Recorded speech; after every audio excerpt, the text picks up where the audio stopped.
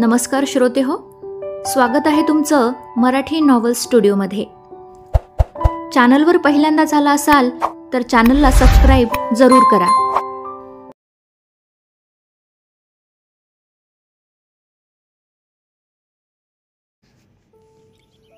प्रतिशोध, अ revenge love story, part 21.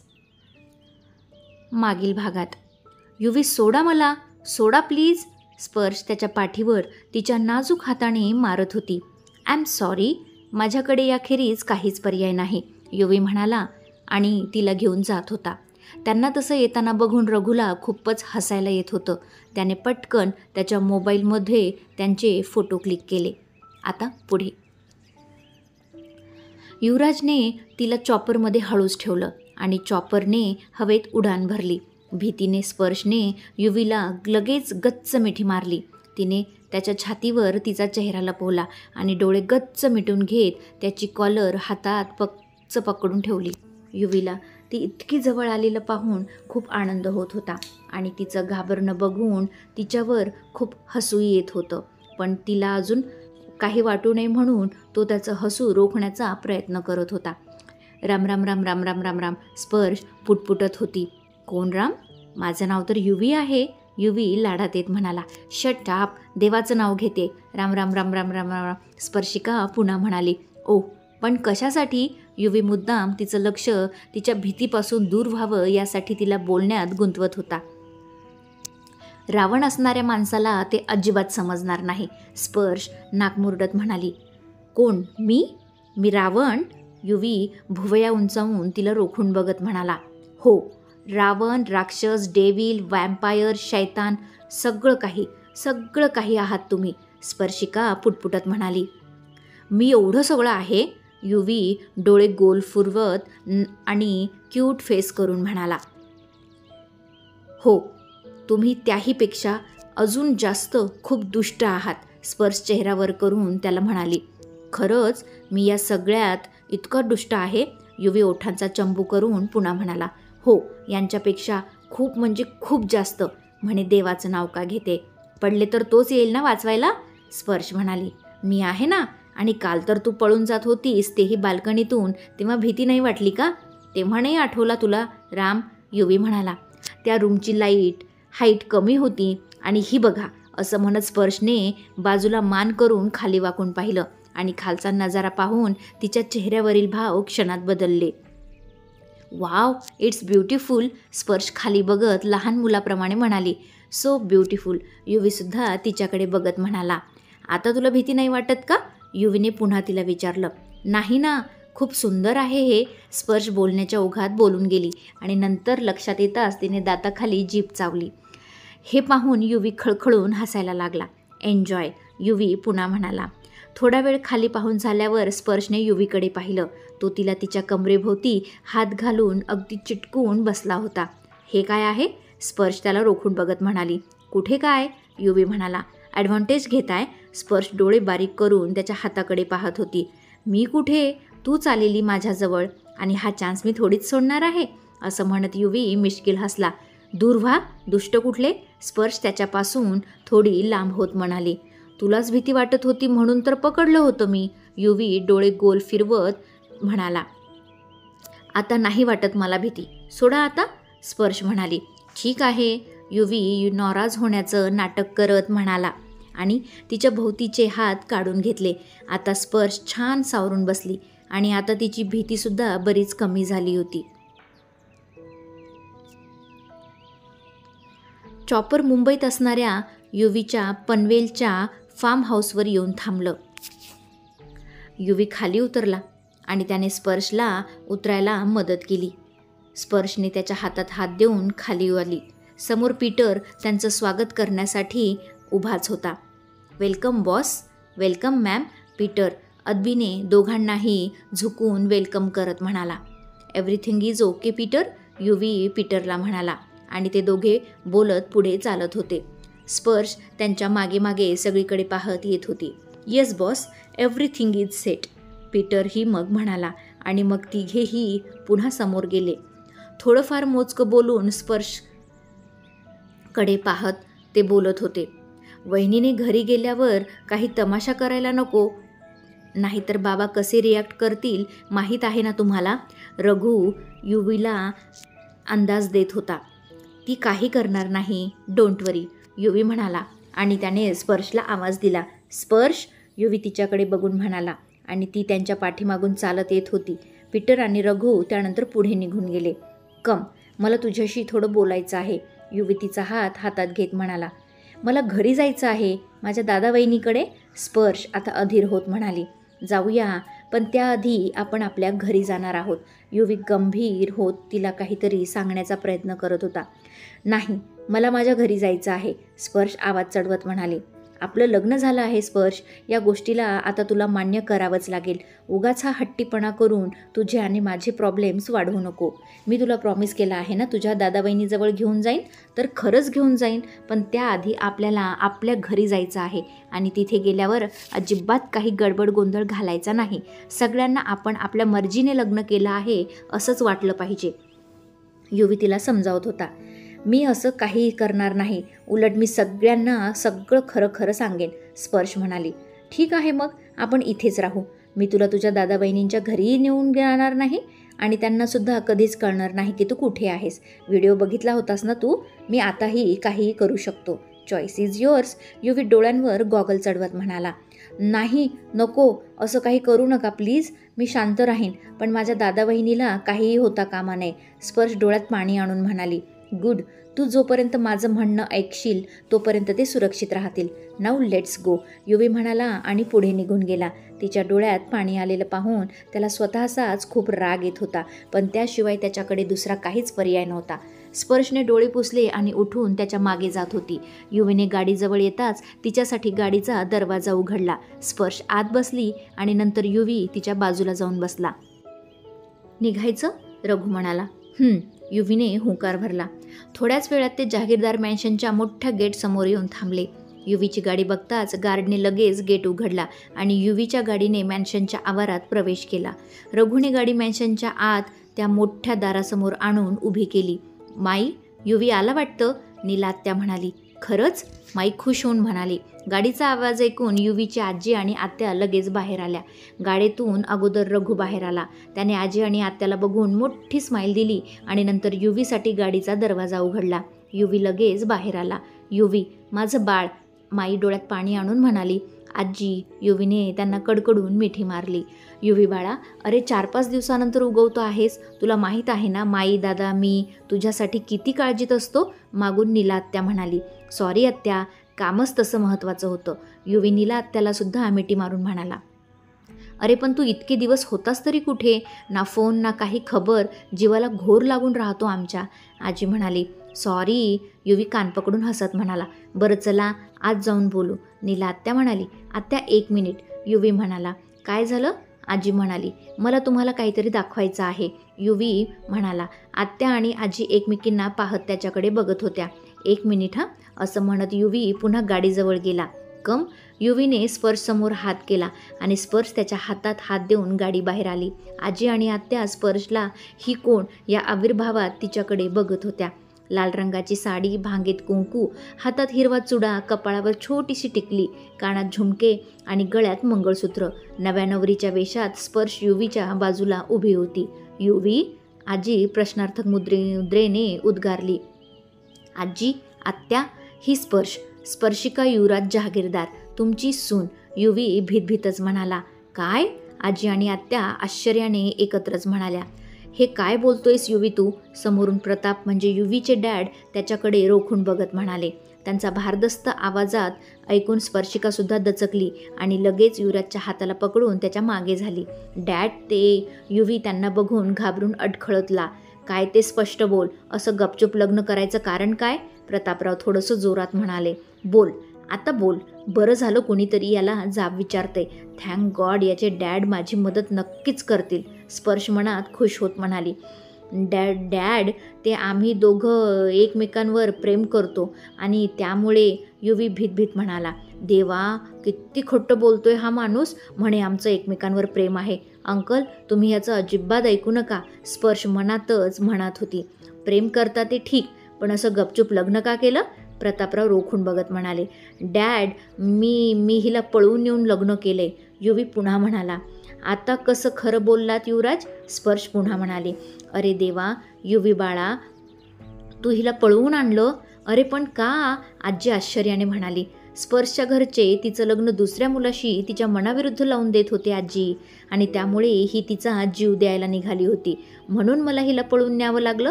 माझ्याकडे त्याशिवाय दुसरा पर्यायही नव्हता आणि वेळही कमी होता, युवराज म्हणाला. आई शपथ, किती खोटारडा माणूस आहे हा, स्पर्श चिडून मनात म्हणत होती. मग? प्रतापराव म्हणाले. मग काय, मग आम्ही अगोदर मंदिरात लग्न केलं आणि नंतर कोर्ट मॅरेज. हवं तर विचारा रघुला, रघु होता माझ्यासोबत. युवी भोळेपणाने म्हणाला. बस झालं प्रताप, मला तर सुनबाई खूप आवडली. आजी स्पर्शला जवळ येत म्हणाली. मला पण, किती सुंदर आहे ही. आत्यासुद्धा तिला निरखून बघत म्हणाली. या बायका काय डोक्यावर पडल्यात का? या मुलाला रागवायचं सोडून सुनबाई आवडली म्हणत आहेत. स्पर्श डोळे गोल फिरवत मनात म्हणत होती. मी कुठे म्हणलो आवडली नाही, पण यांचं असं गपचूप लग्न करणं मला अजिबात आवडलं नाही. किती अरमान होते आमचे, युवीच्या लग्नात खूप काही करायचं होतं. प्रतापराव म्हणाले. देवा, माझं नशीबच खराब आहे. वाटलं होतं हे काका याला बोलून माझी मदत करतील, पण हे सुद्धा मुलाच्या अशा कारनाम्याने खुश होत आहेत. स्पर्श बाळा, तुझी होप आता तुटत चालली आहे. बट डोंट वरी, एकदा मला दादा वहिनीकडे जाऊ तर दे. मी यांना सगळं सांगेन आणि तिथेच राहीन. स्पर्श मनाला दिलासा देत मनाशीच बोलत होती. युवी, नाव काय म्हणालास रे सुनबाईचं? आजी पुन्हा म्हणाली. स्पर्शिका. युवी डोकं खाजवत म्हणाला. माई, मी आरतीचं ताट घेऊन लगेच आले हां. आत्या म्हणाली. हो, जा लवकर आण. आजी म्हणाली. आत्याने त्यांच्या स्वागताची तयारी केली. त्यांचं औक्षण करून त्यांची नजर काढली.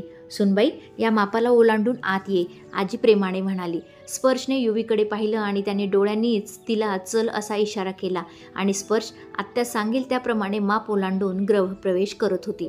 युवा आणि स्पर्शने अगोदरच त्याच्या आईच्या फोटोला नमस्कार केला. त्यानंतर देवघरात जाऊन जोडीने देवाला नमस्कार केला. आजी, युवी आणि स्पर्श आजीच्या पाया पडत होते. सुखी रहा, आजी दोघांना म्हणाली. आत्या, युवीने आत्याच्या पायाला हात लावला. आनंदी रहा, आत्या आशीर्वाद देत म्हणाली. डॅड, युवी प्रतापच्या पाया पडण्यासाठी खाली झुकला आणि सोबत स्पर्शसुद्धा झुकली. खुश रहा, तुमची जोडी 7 जन्म अशीच राहू दे, प्रतापराव भाऊक होत म्हणाले. युवी त्यांच्या गळ्याला पडला आणि त्यांना मिठी मारली. आय एम सॉरी डॅड, मी तुम्हाला न सांगता असं लग्न केलं, युवी दिलगीर होत म्हणाला. इट्स ओके, पण आम्हाला आमच्या सुनेचं स्वागत नीट करता आलं नाही, प्रतापराव पुन्हा म्हणाले. त्यात काय बाबा, आपण आत्ताही बहिणीचं जंगी स्वागत करू शकतो. रघु बॅग घेऊन आत येत म्हणाला. ते कसं? आजी म्हणाली. आजी, यांच्या लग्नाची रिसेप्शन पार्टी ठेवूया ना, रघु म्हणाला. अजिबात नाही, गीता नसताना. युवीचे सुद्धा डोळे भरून आले. असं का म्हणतोस युवी? गीता इथे असती तर तुम्हाला बघून सगळ्या घराणे नाचत फिरली असती ना, आणि किती मोठ्या दुःखानंतर हा आनंद मिळाला आहे, त्यासाठी छोटीशी पार्टी तर व्हायलाच हवी, आत्या त्याला समजावत म्हणाली. पण आत्या, युवी म्हणाला. ठीक आहे, सत्यनारायणाची पूजा करूया आणि आपल्या जवळच्या तेवढ्या नातेवाईकांना बोलूया, मग तर झालं, प्रतापराव म्हणाले. पण बाबा, आपले बिझनेस रिलेशन खूप मोठे आहेत, त्यांना नाराज करून कसं चालेल, रघु म्हणाला. रघु बरोबर बोलतोय युवी, सुनबाईच्या मनाचा तरी विचार कर. लग्न साध्या पद्धतीनं केलंस, आता रिसेप्शन तरी आपल्या स्टेटसप्रमाणे करू. प्लीज बाळा, नाही म्हणू नकोस, आजी म्हणाली. सगळ्यांचं म्हणणं राखण्यासाठी युवी राजी झाला. ठीक आहे, युवी म्हणाला. उद्याच मोठी पार्टी अरेंज करा आणि सगळ्यांना आमंत्रण द्या. प्रतापराव खुश झाले. हो बाबा, मी आणि पीटर सगळं बघून घेऊ, रघु खुश होत म्हणाला. युवी, सुनबाईला घेऊन रूममध्ये जा आणि थोडा आराम करा, आजी म्हणाली. हो, युवी म्हणाला. युवी स्पर्शला घेऊन वर त्याच्या बेडरूमकडे गेला. सुनबाई किती सुंदर आहे ना, आजी म्हणाली. हो, खूप छान आहे, आत्याही म्हणाली. नीला, प्रताप गंभीर आवाजात म्हणाले. हां दादा, आत्या म्हणाली.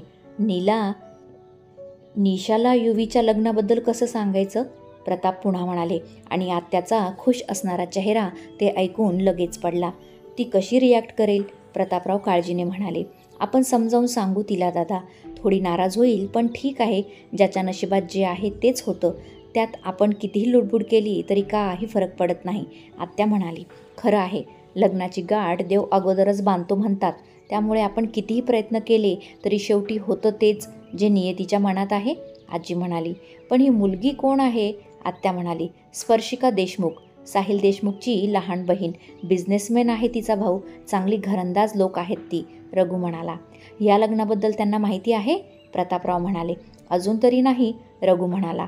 त्यांना लगेच मॅन्शनमध्ये बोलून घे, प्रतापराव रघुला म्हणाले. पण बाबा भैयासाहेब, रघु म्हणाला. तो काहीही म्हणणार नाही, त्यांना लगेच बोलवणं पाठव, प्रतापराव म्हणाले. जी बाबा, रघु म्हणाला. युवी स्पर्शला घेऊन रूममध्ये आला. रूममध्ये येताच ती रागाने युवीकडे बघत होती. व्हॉट? युवी ती अशी का बघते म्हणून तिला बघत म्हणाला. तुम्ही किती खोटारडे आहात, स्पर्श हाताची घडी घालून म्हणाली. आता मी काय केलं? युवी तिला म्हणाला. काय केलं? तुम्ही सगळ्यांना खोटं का सांगितलं की माझं लग्न जबरदस्ती करत होते म्हणून, आणि मी जीव देणार होते का? स्पर्श डोळे बारीक करून त्याला रोखून बघत म्हणाली. तसं सांगितलं नसतं तर डॅडला संशय आला असता ना स्वीटहार्ट, युवी हसत डोळे मिचकावत म्हणाला. तुम्हाला काय वाटतं त्यांना खरं काय ते कळणार नाही, स्पर्श म्हणाली. मी सांगितल्याशिवाय कुणालाही काही कळणार नाही, आणि कुणाला काय सांगायचं मला चांगलंच माहीत आहे. आता या छोट्याशा डोक्याला जास्त ताण देऊ नको, युवी तिच्या कपाळावर 2 बोट ठेवून म्हणाला. मला घरी जायचं आहे, स्पर्श त्यावर नाक मुरडत म्हणाली. आता हेच तुझं घर आहे, युवी म्हणाला. नाही, मला माझ्या घरी जायचं आहे, दादा वहिनीकडे, स्पर्श पुन्हा म्हणाली. ओ, यू मीन तुझ्या माहेरी? जाऊया ना, काय घाई आहे, युवी म्हणाला. नाही, मला आत्ताच जायचं आहे. तुम्ही प्रॉमिस केलं होतं मला घरी न्याल म्हणून. मला आत्ताच्या आत्ता जायचं आहे, स्पर्श हट्ट करत होती. स्पर्श, नंतर जाऊया, आता मी खूप थकलोय, युवी अंगातील कोट काढत म्हणाला. आणि ते बघून स्पर्श घाबरली. तुम्ही हे काय करताय? स्पर्श म्हणाली. कपडे काढतोय, युवी आता शर्टची बटणे काढत होता. कशाला? स्पर्श अटकळत म्हणाली. युवीने तिच्या चेहऱ्यावरील भाव लगेच ओळखले आणि तिच्या मनात काय विचार सुरू असतील ते त्याला लगेच कळलं. कशाला म्हणजे? Now we are husband and wife, तर मग थोडं थोडं प्रेम सुरू करायला नको का? युवी खट्टाळ हसत तिच्याकडे जात म्हणाला. हे बघा युवराज, स्पर्श मागे मागे जात म्हणाली. काय बघू? युवी पुन्हा म्हणाला.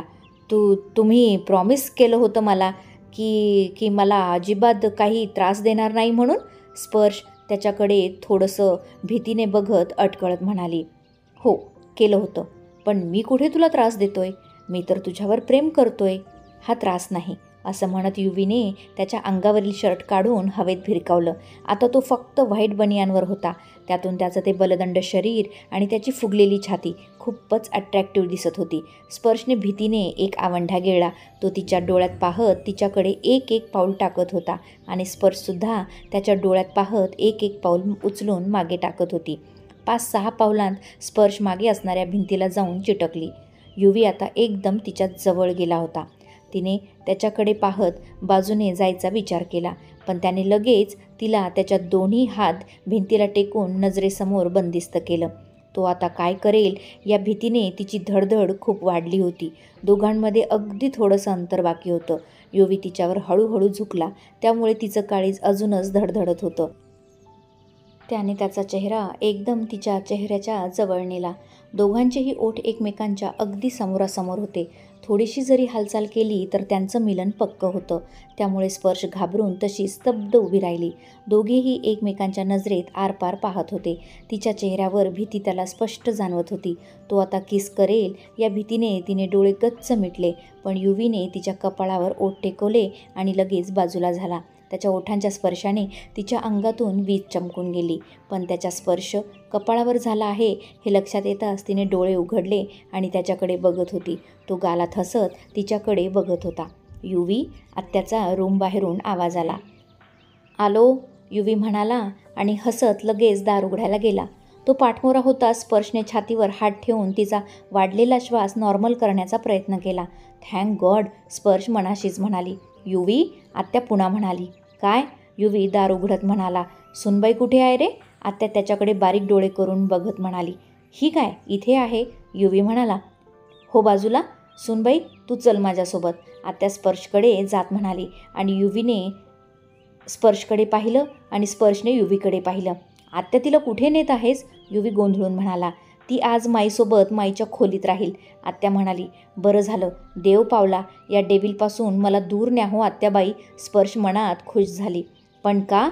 युवी म्हणाला. अजून सत्यनारायण नाही झाला म्हणून.